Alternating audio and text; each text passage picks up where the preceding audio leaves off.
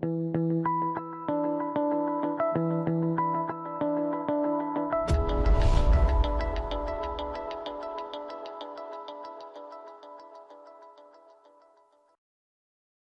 guys, it's Andrew Gove, aka This Passing from CardRunners.com. And today I've got my last part of the Zoom series.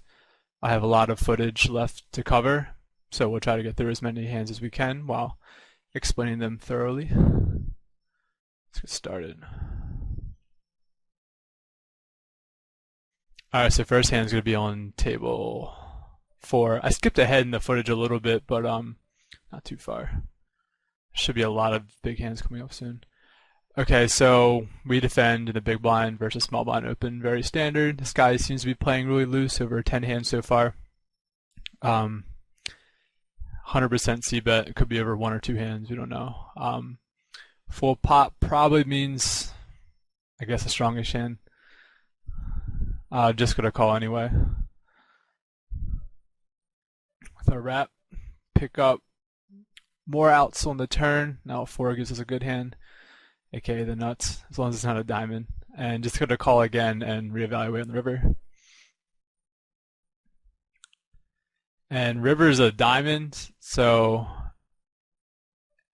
when he checks to us, like Queen Jack got there, so if he was barreling with that, you know, he has a straight and he might not want to fold that. But there's so many like 2 pairs.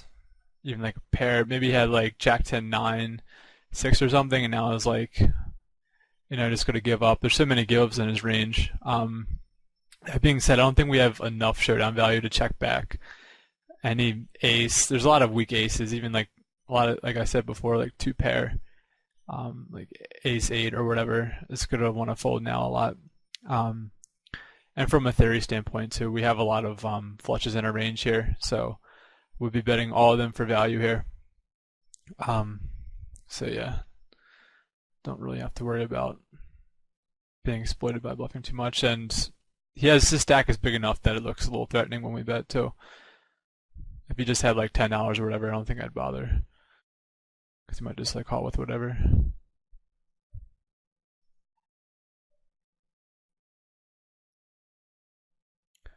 And he does call. It's pretty sick. He had the Queen of Diamonds blocker. I'm not sure if he was thinking too much about that, but does make it more of a call, I guess, because there's less, flushes I could be betting for value.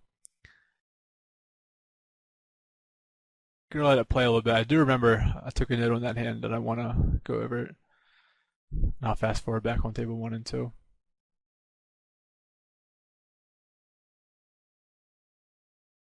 Isn't going to believe my river bluffs when stuff gets there. So I just noted versus him. A lot of recreational players might be like 1 or 2 tabling, and I think they're more prone to remember like people who bluff them than maybe like a reg who's playing a lot of tables, or at least just as likely. So next time I probably should be betting for value, and I could be betting a little bit wider for value too, because he's gonna not believe me as much, I think. So yeah, definitely going to take notes like that. Gonna go back here on table 1. Good kings. These are pretty good kings. You could definitely 3-bet them, but looking at the blinds, I kind of want them in the hand. I really want to be able to set or reset them, which is going to happen a lot with this hand, or at least like I make a set and they do whatever they want with whatever they have. And like I was starting to say, Nishan, or I'll just say Maro. Maro's a cool name.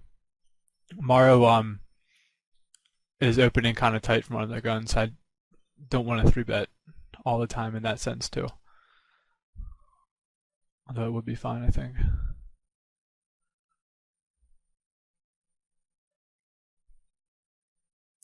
So flop the underfull and never doing anything besides calling on the flop. If someone bets, which Nishan does.